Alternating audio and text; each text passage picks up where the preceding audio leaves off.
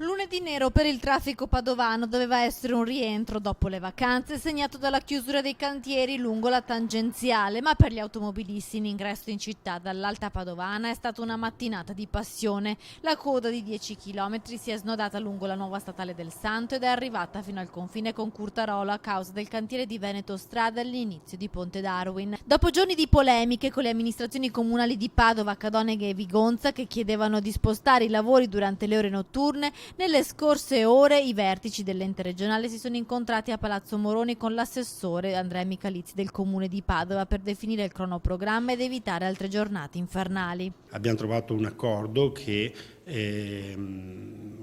prevederà il fatto che Veneto Strade, concludendo il lavoro che sta facendo su questa carreggiata, quando andrà sulla carreggiata opposta, quindi in direzione sud verso est, verso nord,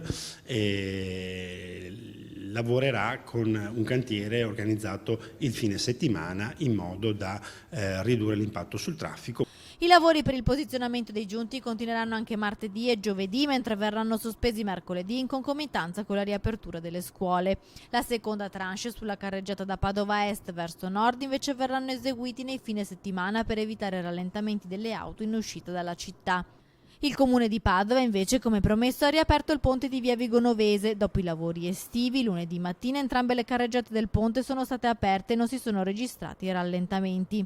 Oggi è riaperta la tangenziale sul tratto del ponte di via Vigonovese, dove abbiamo appena concluso un lavoro molto importante. È stato demolito e ricostruito quel ponte e quindi finalmente, grazie anche alla pazienza portata in queste settimane estive da chi passava di là, però adesso finalmente quel cantiere è concluso. Per mercoledì mattina invece è prevista anche la riapertura di via Vigonovese.